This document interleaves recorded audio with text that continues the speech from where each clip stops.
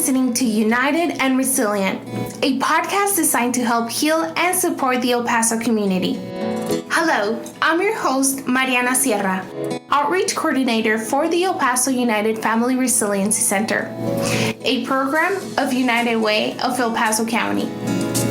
We are dedicated to serve those who were impacted directly or indirectly by August 3rd. Join us on the journey to long-term recovery as we have honest conversations with local leaders, mental health specialists, and fellow El Pasoans who share their stories and expertise. We feature topics that influence and impact the vitality and resilience of our community. We are El Paso United, and together we heal. Juntos sanamos.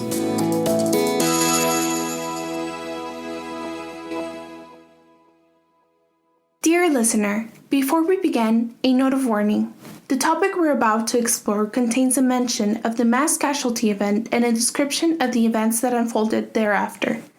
This episode may not be suitable for everyone. Hello everyone, welcome to our last episode for this year.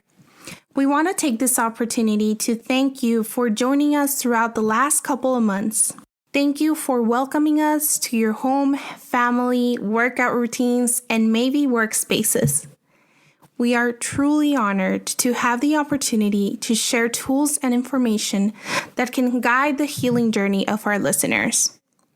We cannot wait for all the conversations we'll continue to have next year with leaders and experts in our community. Now, at the FRC, we understand that the holidays can be difficult for someone who has lost a loved one and can even magnify any loss. In this episode, we'll discuss grief and the holidays. We'll provide information and tools on how to cope with grief during this season. Today, we'll speak with Gerardo Rosas, a local licensed professional counselor, supervisor, and CEO of Associated Behavioral and Trauma Specialties. Gerardo, thank you so much for being our guest today, and welcome to United and Resilient. Well, hello. Thank you for having me. My name is Gerardo Rosas, and I am the CEO of Associated Behavioral and Trauma Specialties. So we are a trauma treatment office, basically. Awesome. Well, thank you so much for being here. Like I said, I'm truly looking forward to having this conversation with you because in the past years, I've been really interested in grief and the holidays because as much as I look for information about this subject, I didn't get the information that I was looking for. And I felt like I was kind of alone, dealing with my grief and the holidays. So my first question to you would be, what is grief? So I guess from a basic and a more natural form of explanation, it's just a response to a loss in essence. When we lose someone or something, whether if it is a loved one, a relationship, or just any loss in particular, that we have some form of an emotional attachment or some affection was formed, right? So that's sort of the normal view of grief, as far as losing something that we are having some form of an attachment. Awesome. And I guess I think this is very relevant, especially right now with the times that we're going through as a society, right? Because some way or another, because of the pandemic, we have lost something. And definitely these holidays are going to look a little different for a lot of families. So I think everyone right now is at a state of grief. Would you agree with that? Yeah, and this is sort of an important distinction because we have the normal, natural process of a grieving transition when we lose something, but then we also have the traumatic grief, which is also when the symptoms and different things develop as a result of that, and it starts interfering with our ability to function and our ability to relate to others. So then that's where we start having sort of a distinction with that. Maybe I should explain a little bit of the traumatic grief, Well, it's also very important to understand how our loss happens. So we have, for example, illness where we see our loved one deteriorating and kind of gradually getting, a little bit worse over time. And eventually we anticipate our grief and we know, okay, my loved one will die. So we have a little bit of an opportunity to do that consolidation of memories and even saying goodbye and this. So that anticipation is something that allows us to put it into one category. But then the other category is when we don't have that opportunity, and when it's sort of a shock, something that happened, and our mind is basically like unable to build a file. If I can use a computer example, we are unable to have a file. So it's just, lingering in our desktop. We're not able to put it somewhere because we just don't have a way of processing that. Mm-hmm. And that is when it turns into a traumatic grief. And then if I add another step is when we actually lose somebody, in a tragedy, either a loss or just as we experienced, recently in our city. So we have different other events that turn into a more traumatic event that could potentially develop the post-traumatic stress, for example. Right. So I think it's first good to understand how those symptoms would look like, so that way we know how to recognize them. And we can kind of classify them in a couple of groups of symptoms. So we have what we call the intrusion symptoms, which is when we start having flashbacks, memories that pop into our mind when, we're doing something, we're working or whatever, and like we get the thought about that. So that would be more of the involuntary, the stressing memories. We have different things that reminds us of our loss, and we start having either, some emotional reactions or some physical reactions. So all of those are what we call the intrusion symptoms. Then we also have the avoidance symptoms. So that is basically our mind trying to not think about something. So we avoid memories, we avoid thoughts, we avoid feelings, we avoid people, places, situations, or just anything in particular that could remind us of that.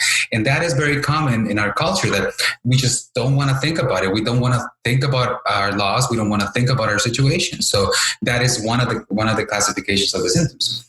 Then we also have the thought and the mood alterations, which is when we sometimes we just don't remember. Like, I don't know if you've ever been in a situation that you just don't remember a chunk of an event, like something bad happened and you just can't remember. You can't remember the details or something like that.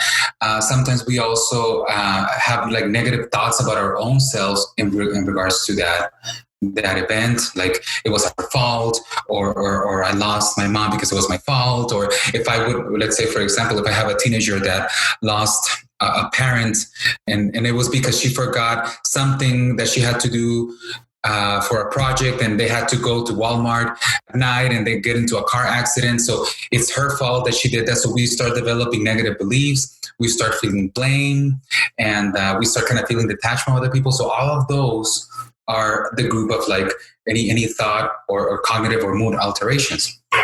And the last one is when we start having like basically how our mind and our body react to it. So those are the arousal and reactivity symptoms, which is like, how we express it. We get irritation, we get anger, we're always kind of watching out for danger, or we startle easily. So all of those basically are the symptoms of what we would understand post-traumatic stress. So they develop because we are unable to cope and resolve that memory and turn it into a narrative memory. So it stays lingering in our mind. So going back to what I was saying, our inability to talk about it and to process it can turn into something like this.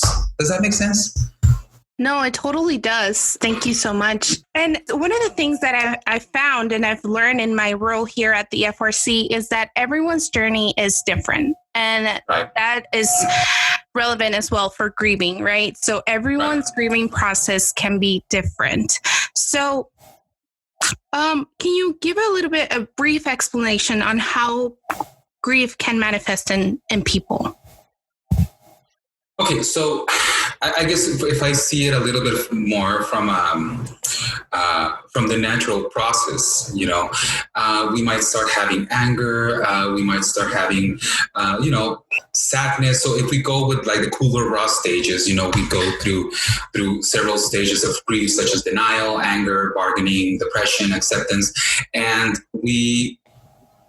they don't necessarily go by sequence. Sometimes they come in and out. Sometimes we have, other ones that are kind of transitioning or overlapping. But the main thing with this is that that would be sort of a normal process of a normal grieving process, right? Now, when we go into the traumatic grief, then is when we start having a bunch of different symptoms. So the essence of that is that sometimes we do not establish sort of a post-traumatic safety period, which is when we start having difficulty accepting the present, and we are unable to move from the past. Once we have that, then we start going into more of the symptoms related to like, for example, post-traumatic stress and other things that I can keep talking about. We would need 5 hours for that.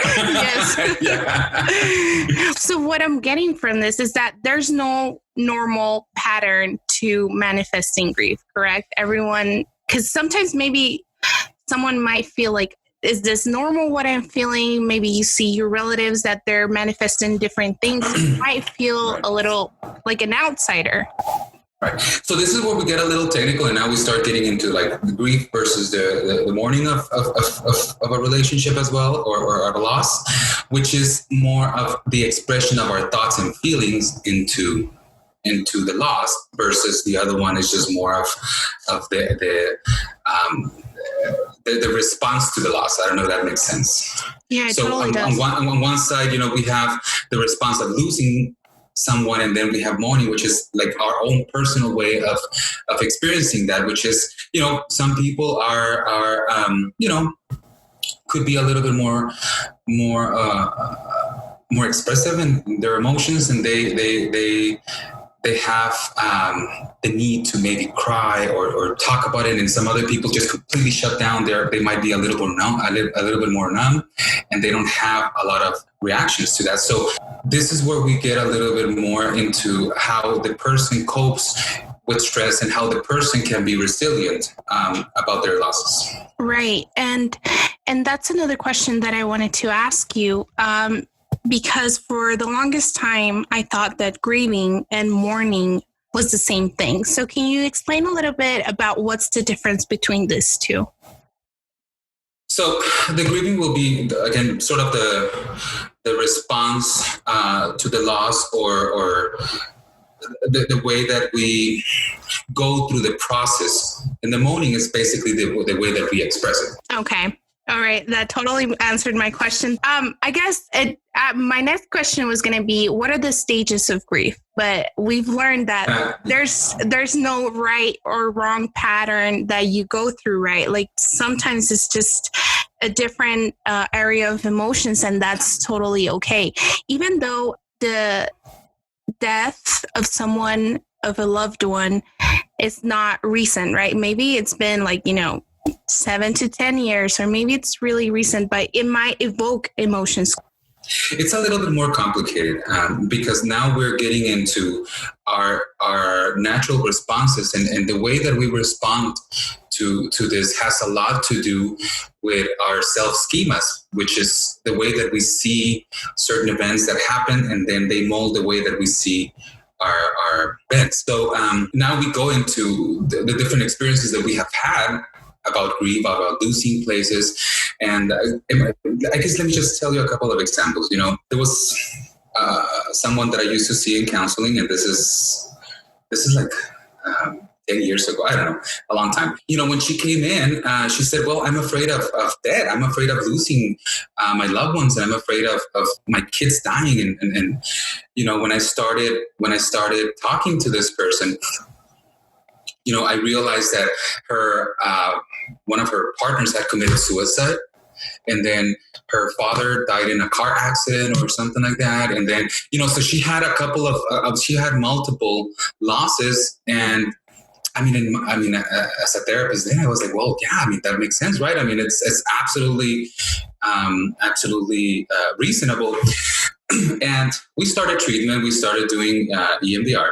It turned out that her original event, the touchstone event, basically, was that she was little and she had this pet hamster. Mm-hmm. And then the hamster died.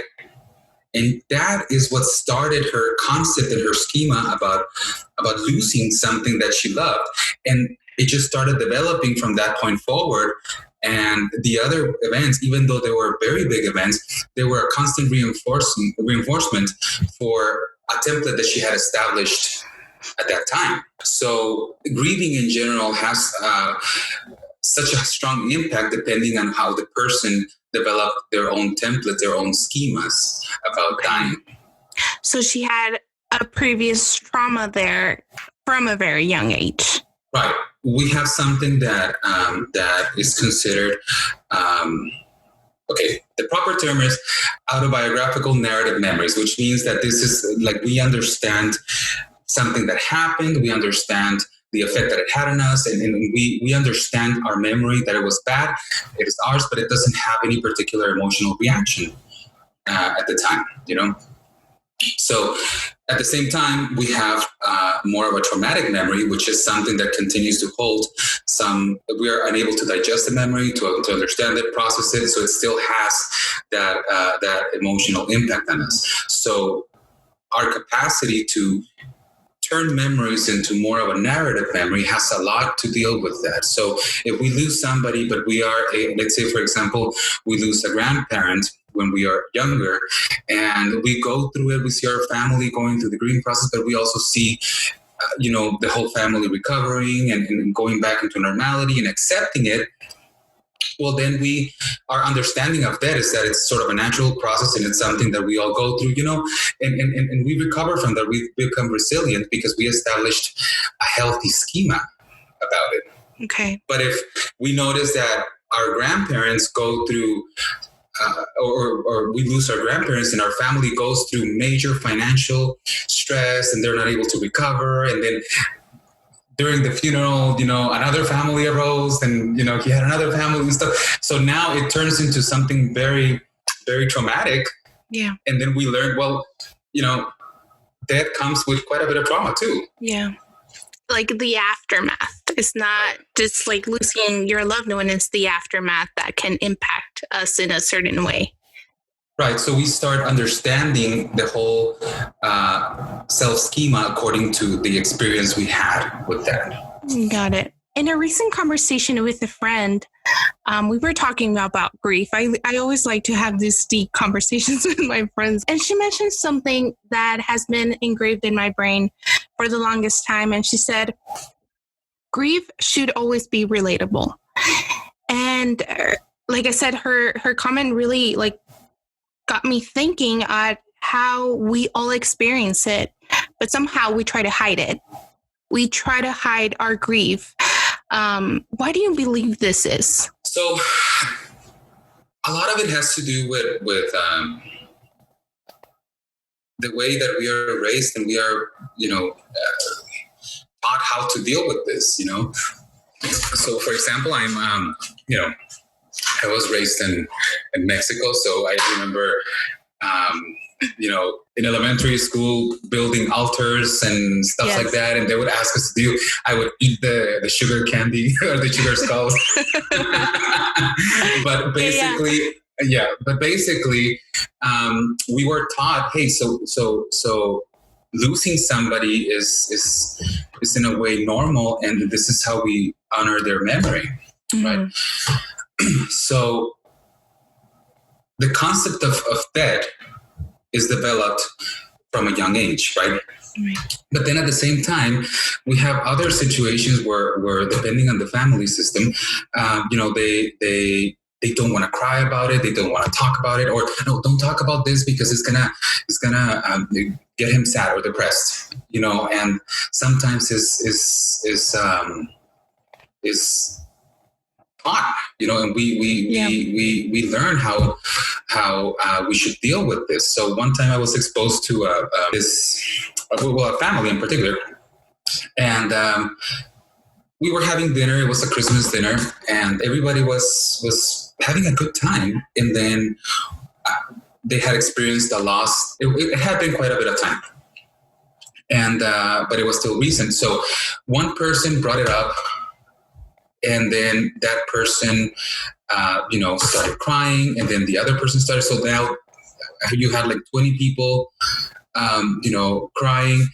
We suspended the Christmas dinner, and then we went to the graveyard. So that family in particular had a very specific way of dealing with that, but they wouldn't talk about it throughout the whole year.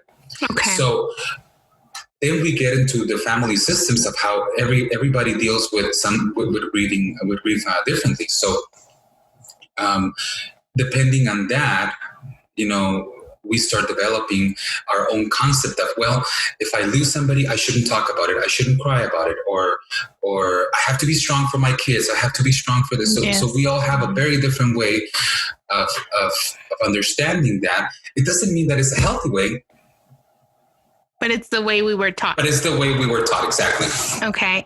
And I can relate to your experience as well, because I was also raised in a Mexican household, and, Dia de los Muertos. And whenever someone passed away, my parents wouldn't hide it from me. They would let me know what was going on, even from a very young age. And I think one of the biggest lessons that my mom taught me was that with life comes death.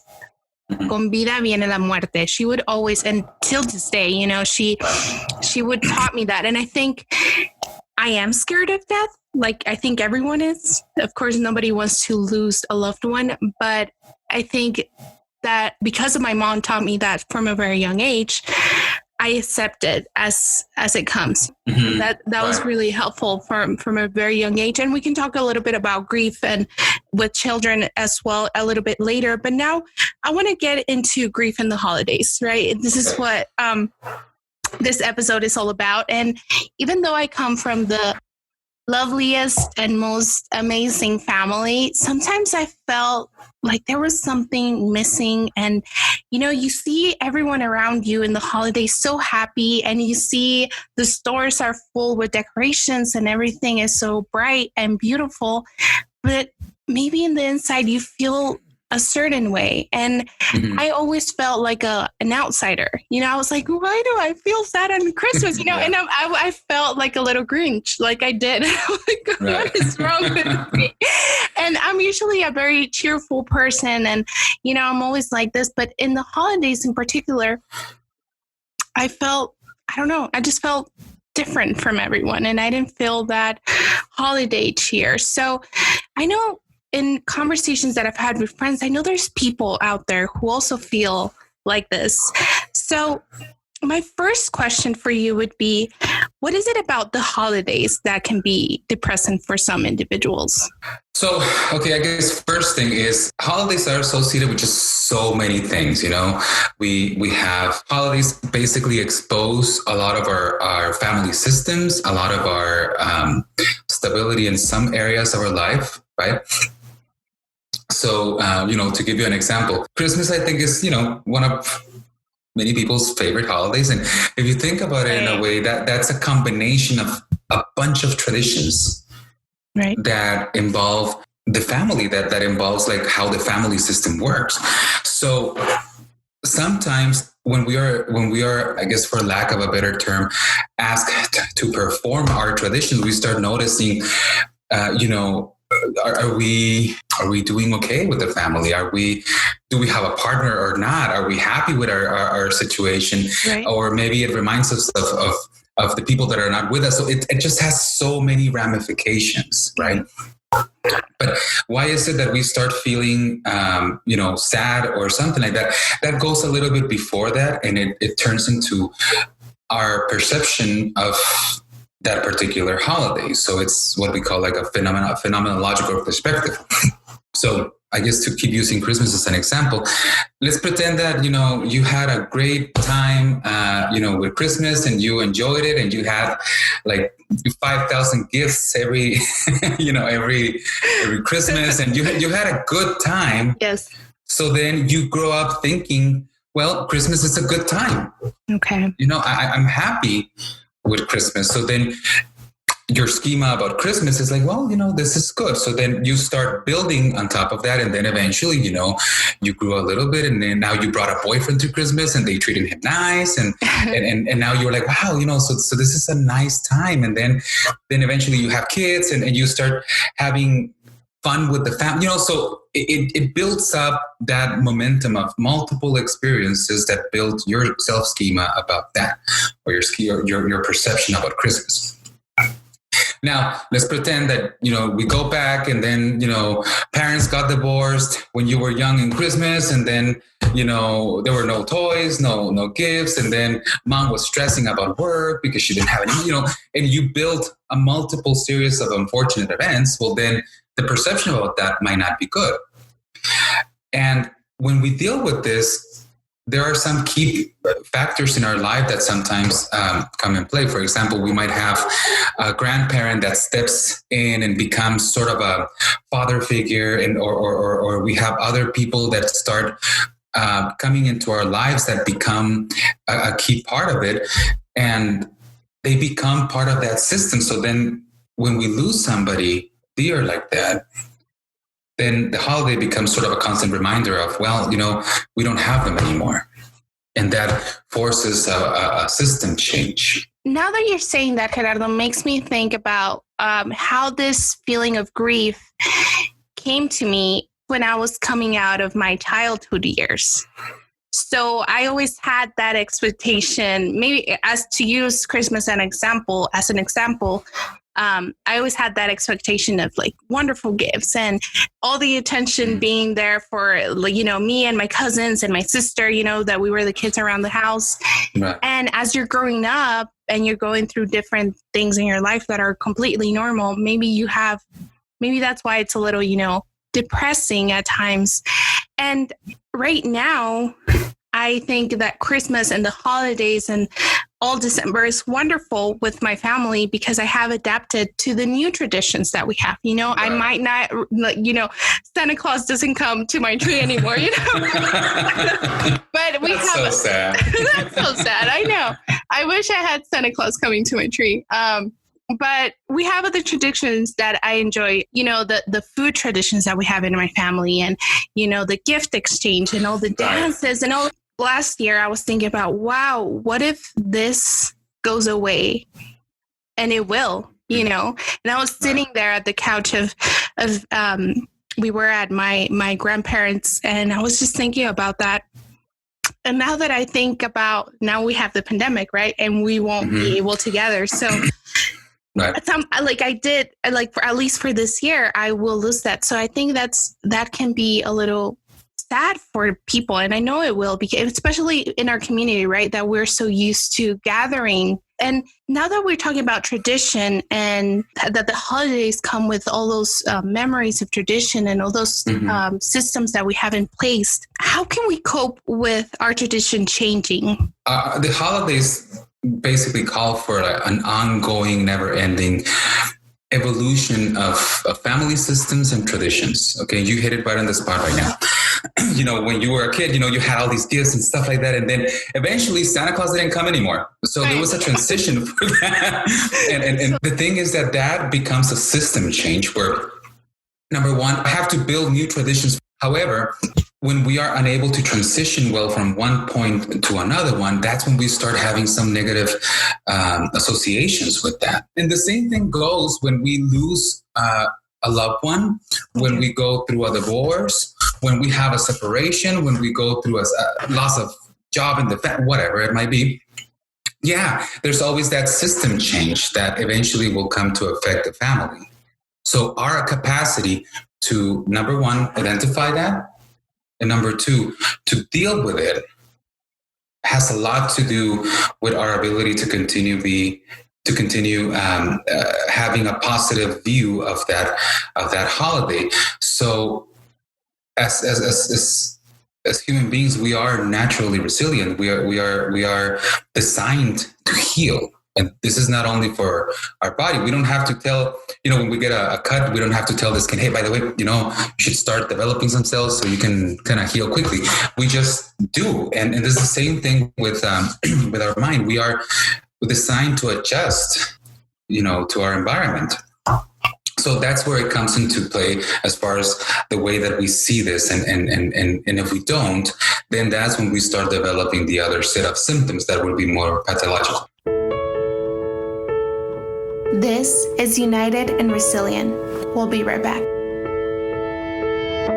My name is Rene Hurtado, El Pasoan and Chief of Staff for Emergence Health Network, Mental Health Authority for El Paso County. Where was I on August 3rd? Like most El Pasoans, I was enjoying a late summer Saturday. I had just gotten back from the gym when I started to get text messages, rumors of a shooting, lots of details yet to be known.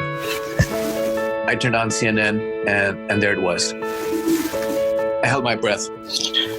For most of my career, I've worked in healthcare administration for hospitals and healthcare organizations. And for years, we prepared the drills, the desktop exercises, the plans. We even talked about it, how El Paso, with its presence on the border, its demographics, its military, all the things that might make us a likely target. Yet it still seems surreal. Emergence Health Network's crisis intervention team members were at the parking lot moments after the shooting to provide support and services. And we immediately began deploying mental health professionals to ERs and wherever they were needed. I spoke to my CEO and we decided I would deploy to UMC to coordinate our resources with the ongoing efforts there. And that's where I spent the rest of 8-3. At the hospital, I was witnessing this amazing healthcare team doing amazing work under extraordinary circumstances. I was also witnessing the true individual emotional impact that this act of terrorism was having on our people and will continue to have in the weeks and months to come. I was seeing the fear and confusion of family members looking for some kind of news regarding their loved ones. It was when we first saw the immense need for mental health services that was going to be so crucial in order for our community to recover. But I also saw our first responder community acknowledging behavioral health as a vital component of disaster response. One of the most impactful moments for me was walking into the UMC Command Center.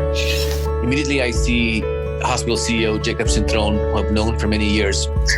He was in the middle of a briefing and he stopped and looked at me and he immediately said, "Emergence is here with behavioral health support. Let's make sure that they have what they need." That openness, I believe, is what is so important and what sets us apart in our response efforts. But of course, that was only the first of many trying and emotional days to come. Those first few weeks were very intense with so much need and so many people and organizations coming forward with resources. It's a blur now, really. Every day seemed to bring a new challenge, but also a new opportunity to make things better for the victims and for El Paso. The teamwork with the Office of Emergency Management under the fantastic leadership of Assistant Fire Chief Jorge Rodriguez, our elected officials, schools, fellow healthcare providers, and so many others seem to make all things possible, even as we were living in the shadow of this horrible thing that happened that was still so fresh and we were still trying to process. A couple of things stand out for me personally. First off, one of the things we immediately noticed was this shooting affected our entire community, whether you were at the Walmart parking lot or not. Our community was having so many intense feelings, and it was important that people knew where to reach out for help without fear of judgment or being perceived as weak. We were working so hard to make sure that people knew that our crisis line was available to anyone who needed it at any time. We coordinated so many interviews with local and national media and worked nonstop to find as many avenues as possible to help carry our message. To that end, I was privileged to help launch and design a comprehensive multimedia campaign designed especially for El Pasoans, featuring TV and radio spots and online videos through funding provided by the Office of the Governor. Working with my friend Marina Montes at Barracuda Public Relations, I believe we created something truly special for El Pasoans, where they could see themselves in these images. They could see their neighbors and family members talking about becoming stronger because they sought out the help they needed. I also had the great privilege and honor of serving on the One Fund El Paso Steering Committee, where I was witness to the great generosity that El Pasoans displayed to help those in need. If you recall, One Fund El Paso was a charitable fund set up by the Paso del Norte Health Foundation and the El Paso Community Foundation so that folks can donate to victims and families safely and securely. As part of that committee, we had to oversee the distribution of funds to families, and I was honored to be working alongside some of the most talented and caring professionals in El Paso. Part of the committee's work was setting up a community meeting where citizens were going to have a chance to have input on how those charitable funds were going to be distributed to victims. In preparation for that meeting, I spoke to representatives from other cities who had also underwent mass shootings and had hosted similar events. And they told us to be very careful. They said that these type of events can be sometimes contentious, with community members becoming adversarial and emotional when it comes to how the monies were going to be distributed. So that evening, I was nervous about how it would go. Then the first speaker comes up to the mic, a very eloquent lady who I'm going to guess was in her late to mid 50s. I wish I knew her name. And she began speaking, and when I heard the words she was saying, I became emotional. She started off by thanking everyone who donated and by thanking everyone who was there that night to help. She said that no one had to go out of the way to help her. No one had to donate a single dollar, but they did, many of them. So regardless of how much money was raised and distributed, she was going to be eternally grateful for the generosity of her neighbors. And those words set the tone for the rest of the meeting, where people spoke honestly and respectfully about their ordeal. We heard heartbreaking stories about sons losing their mothers, fathers losing their daughters. The level of empathy and caring in that room made me so proud to live in El Paso.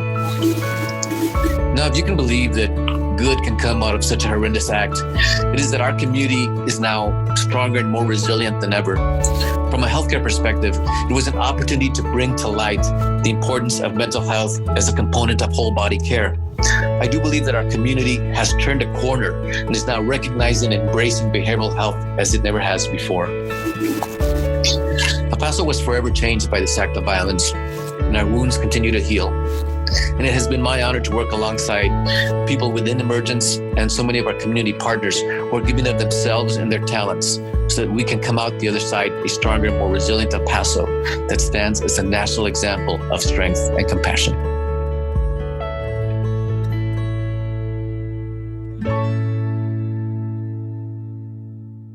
Now that we're talking about tradition and grief, I know you mentioned it a little bit, and I want to touch a little bit more on this, is that maybe if you're an adult and you lost someone or something and you're feeling depressed or you're feeling saddened by it, how can you deal? Like, I know a lot of moms, especially, and dads too, might feel guilty that they can't be there for their kids or that they don't feel as joyful for their kids. So how can a parent deal with the guilt that comes with grief?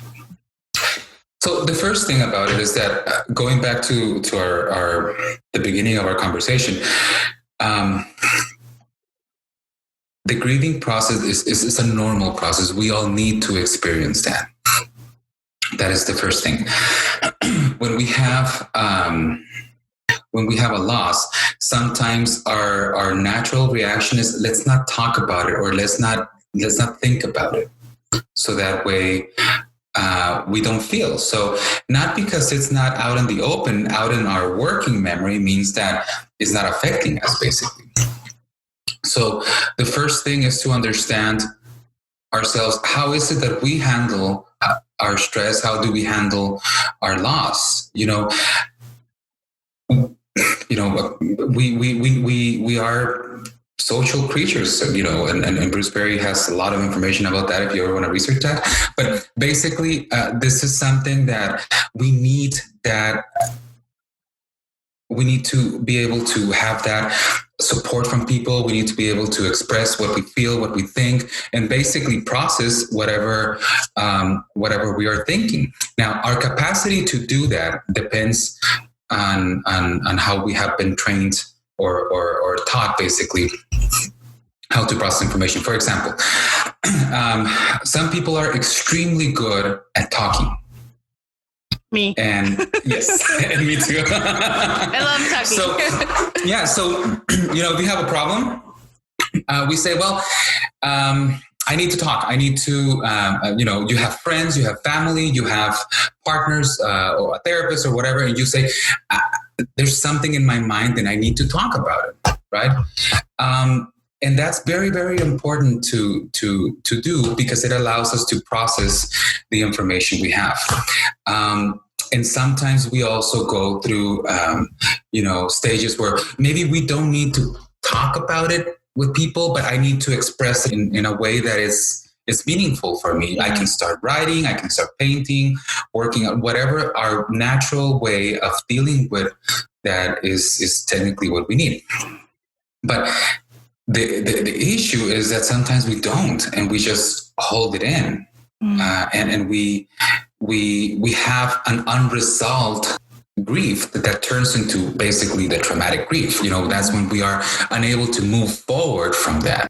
I know people that, and there's one person in particular that I remember that she lost her boyfriend when she was in her teens, basically like 16, 17, I don't know.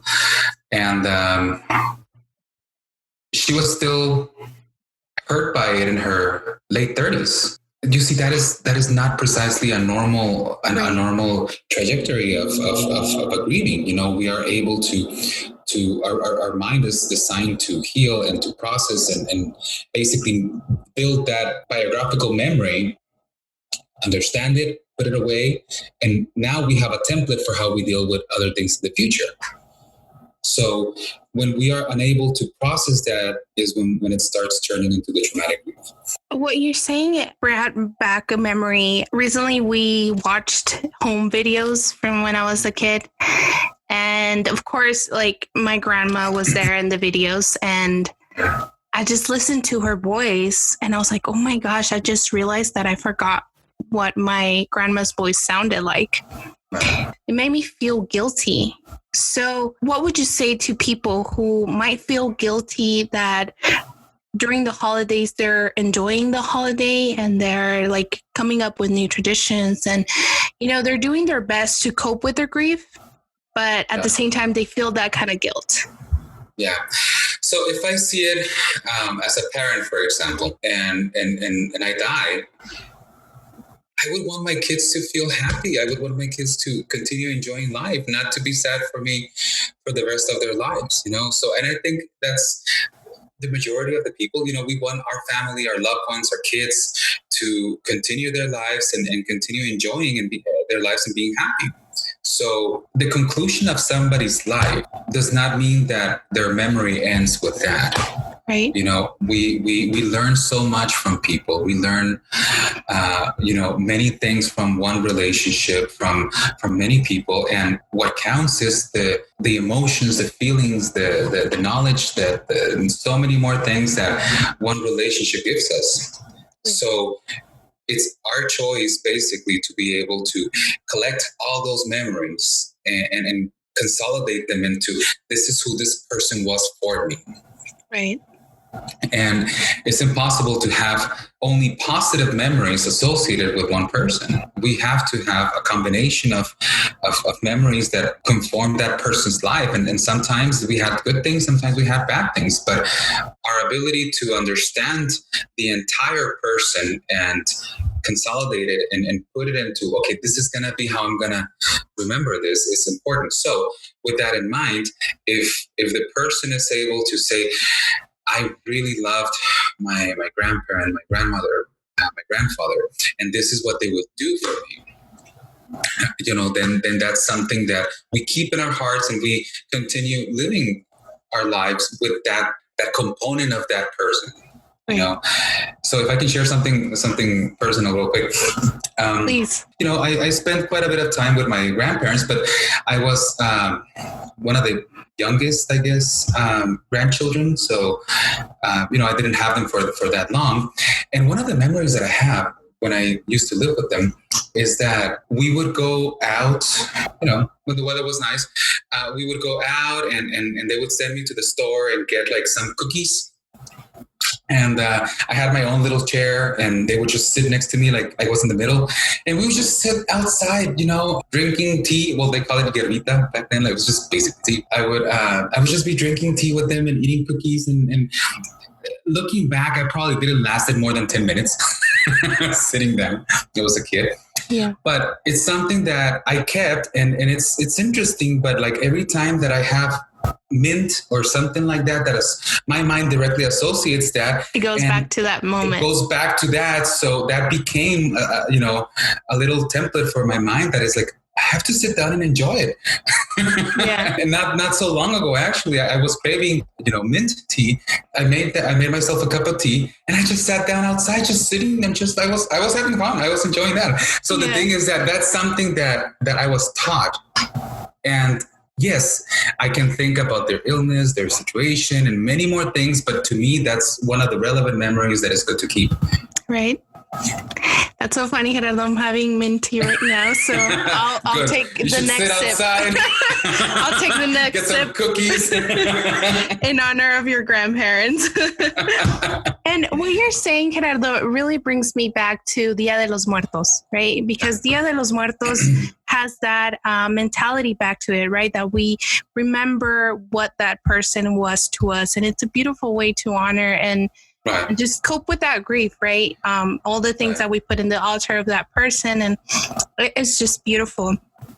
Now, Gerardo, I want to talk about the first thing that I mentioned. Maybe someone might be feeling isolated when they see everyone else being so joyful. So what would you say to a person that right now is feeling isolated because of the holidays, when they see everyone just being so happy and so excited for the holidays?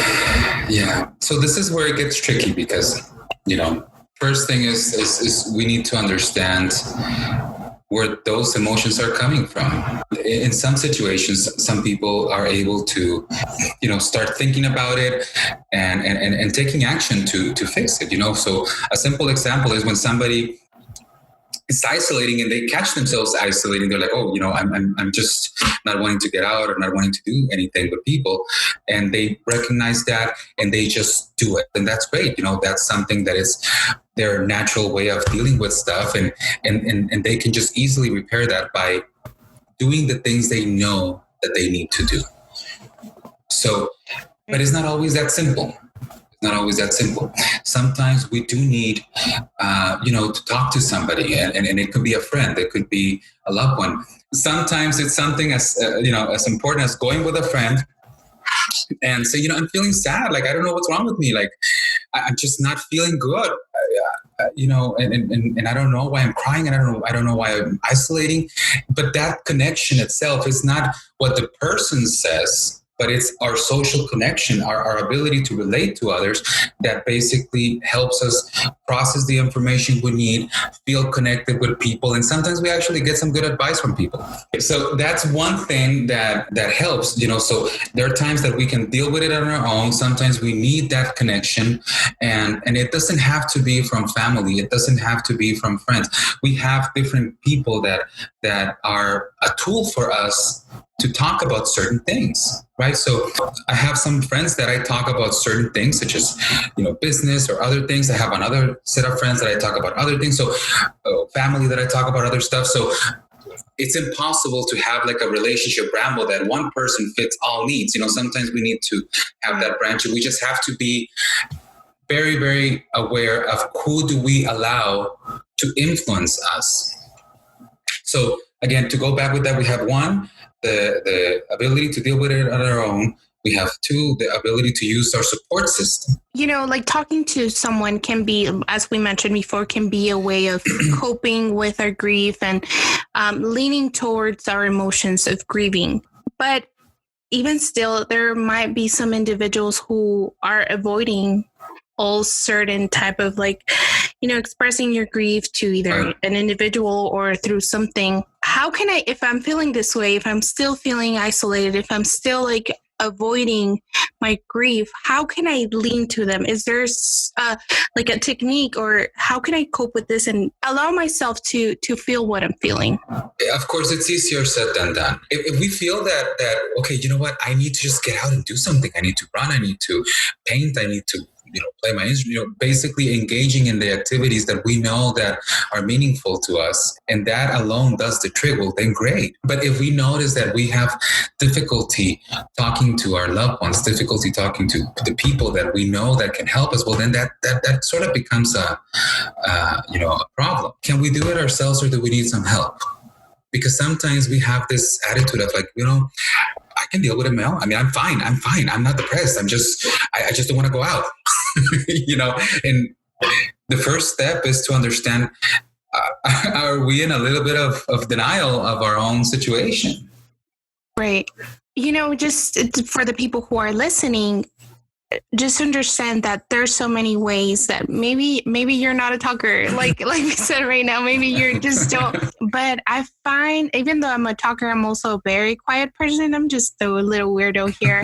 And I find it that writing also helps me a lot. And then there are times that I want to talk about it. And then there's sometimes when I just have to be like in this room for a week, Yeah. like, trying to process what I'm feeling. So for someone who's out there listening, maybe talking is not an option for you. Just know that there's so many options and there's so many ways that you can express your grief and your emotions. Now, Gerardo, my next question, does grief end or does it last forever? I'd like to think that the grieving process concludes and it turns into what I was talking about, a narrative memory that we say, this was my loved one, and I have all the memories together from that person, and this is how I think about it, right? It doesn't have to hurt later. It becomes a scar in our mind versus a wound. So if we look at for example, I have a scar right here. So this is, well, obviously you can't see it. He pointed out a scar. Yes, I did. Parentheses. So I remember what happened. I remember how it happened, but it doesn't hurt me anymore. It's just something that is in my body. It's a perpetual reminder of what happened, but it doesn't have to hurt.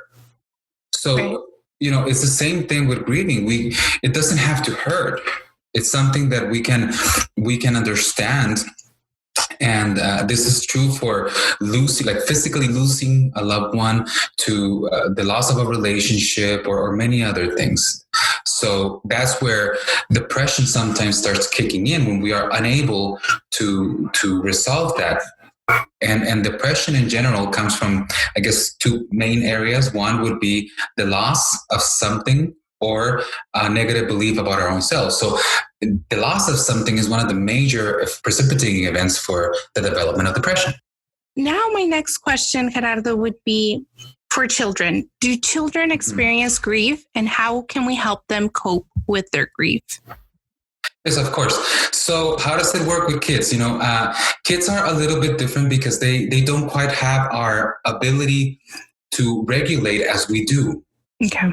Right. So kids don't have a way of kind of saying, well, I am feeling depressed. I need to talk to my classmate about it. So they go to their kindergarten class and talk about, no, they can't really, it's something that they're unable to do. So, they start having a natural reaction, which, let's say, for example, they start having irritation. They're like throwing temper tantrums. They have trouble sleeping. They can't focus. You start seeing a decrease, in their academic performance. Right.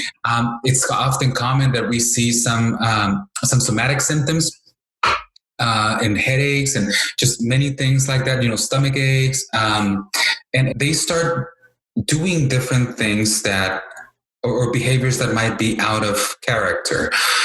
So I guess to explain it a little bit further. So we have, I guess, two kinds of memories. We have something that is called the explicit memories and the implicit memories. So, to give you an example of this, do you remember when you learned how to drive? Like, do you have those memories in your head? I do. Yeah. Were they fun?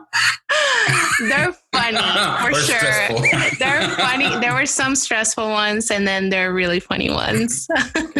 So if I would ask you, so tell me the story when you learned how to drive. You could probably tell me the funny stories, the stressful ones, when you had your parent, like, I'm your mother, listen to me, So we have an understanding of how our skill developed. So that's an explicit memory, when we know something that happened that produced some symptoms. So when we experience a loss as an adult, we know that something happened that caused the loss of our loved one, and we know how it happened, right? Right. But when we're younger, we don't quite have a lot of that. So if we go into implicit memories, so to give you another example, do you remember when you learned that wild animals were dangerous? I don't. No, you just know. You just know. I mean, you just something that you just know. Yeah. You don't remember how you learned that, but you know. And that is a template that eventually, if you go to the mountains and you see a rattlesnake, you're like, well, I don't know much about that, but I know I shouldn't get close. So that's something that develops. So that's more of an implicit memory. So when we deal with traumatic events, those memories, we learned that we feel bad about something, but we don't quite remember when it started. So with kids, they start developing all those symptoms that I was telling you about, and they start having stomach aches, headaches, or they start getting angry or stuff like that. And that is their little brain trying to process it and like, okay, I don't know what to do with this memory. And that is when it's really, really important for us to get them the help they need. Awesome. Well, thank you so much for that. I know it's going to be really insightful for parents because I think that's a very common concern for children and especially as we mentioned in the beginning, right? Maybe they didn't lose someone, but they've lost a lot throughout this year. Yeah. Right. So now my concluding questions would be for you, Gerardo. How can I support someone when I'm also grieving? That's a really good question because sometimes we feel that we have to be okay in order to help individuals, right? And that's kind of like the normal or common belief. But in reality, going back to what we were talking about earlier, our ability to connect with people sometimes is way more powerful than the words we say. So when we are feeling, sad over the loss of a loved one, when we have another family member that is experiencing the same loss, our ability to connect with that and to allow that person to cry with us, allow that person to talk about it, allow that, even if I use, my personal examples, when I have experienced, the losses of loved ones, if I really, really look back, I don't think that that I felt better with anything that somebody said to me. Right. Because you're always thinking about, like, what do I say to someone that's going through something like this? Right. One of your initial... Exactly. And I don't think that I felt better by whatever people said. In fact, I don't even remember what people said. Yeah. But I do remember feeling better when somebody said, hey, let's go and have dinner. And just that connection of that dinner, of being with somebody, being with somebody that cared for me at my moment of sadness was way more powerful than what they could have said. So sometimes it's not just what we say, sometimes it's that connection we have with that loved one. Right. So now my almost last question would be, if someone is listening and they're experiencing grief or depression, anxiety during the holidays, what are the next steps to take? I think number one is it's good to develop that overall stability in their lives. That's very, very important. One of the things that we see at times in our office is when people call, they say, well, I need to see somebody now because right now my daughter's feeling depressed and I need somebody to see her like yesterday. So, of course, we want somebody to our loved ones to be seen right away, but before therapy, even when they come to therapy, before we engage into any form of trauma treatment, we need to make sure that the person is stable. Yeah. Right. So what are some basic things that we should be looking for? Well, we need to make sure that the sleeping is okay. Our sleep schedule is okay. Our nutrition is good. We have a healthy level of activity. Our home is kind of in order, so we need to take care of our basic needs before anything else. Because if you go to a therapist and they're not sleeping well and they're not doing this, so then the therapist is going to be focused on stabilizing that person. So then it's going to be the same, the same lost time as if they would have been seen later. So one thing that we can do for our loved ones, for our kids, is making sure that their overall stability is okay. If I think about it in adult terms, if I'm having those symptoms, the reactivation of our functioning is super important. We start, going to work, working out, eating well. It's kind of like the stabilization of the lifestyle is very, very important. So that would be recommendation number one. Recommendation number two is that, we do sometimes still experience a stigma about talking to somebody. So what is the difference between talking to a friend and talking to a therapist? Well, a friend is going to be somebody that will be available to you. They're going to, support you. And there's that bias because they love you, because they want to be part of your life, that they're going to try to make you feel better. And their job is to make you feel better. A therapist, on the other hand, the job is for us to help people process whatever they're going through so that they can start naturally grieving and moving forward with their lives. So it involves sometimes not feeling better during some sessions before they're able to do so. Right. So I guess the other part is being open and willing to participate with somebody. And something that I tell people is that, if you're not sure whether you should go to counseling, well, then you should schedule one appointment and then ask the person, should I even be here? And then take it from there. Awesome. Well, great. There you go, guys. And now actually my last question, and my listeners know that I always ask this question, but I love to get their insight from my guests, is what is the message of hope you would like to give to our community? So I think that going back to what we were talking about, we are social creatures, and we have this power to connect. And I think that in a way, it doesn't really matter the things that we go through if we are able to have that stability in our life with our loved ones, and those things combined allow us to continue moving forward. So we are resilient by nature, and we're able to continue facing our events and moving forward despite anything that happens, if we're able to have that stability and that social support. And when we are unable to get it naturally, that's when our professions are able to jump in and help. Awesome. Well, Gerardo, it was great having you here at United and Resilient. I think it was a great way to close the year. So thank you so much for being here with us. I really enjoyed our conversation. Thank you. Thank you. Thank you for having me. Thank you so much for listening today. We hope this content serves you and your loved ones as well. If you enjoyed our podcast, please do not forget to subscribe and follow us on Facebook, Twitter, and Instagram at El Paso United FRC to learn more about our commitment to the community's long-term recovery. Please join us on the next episode.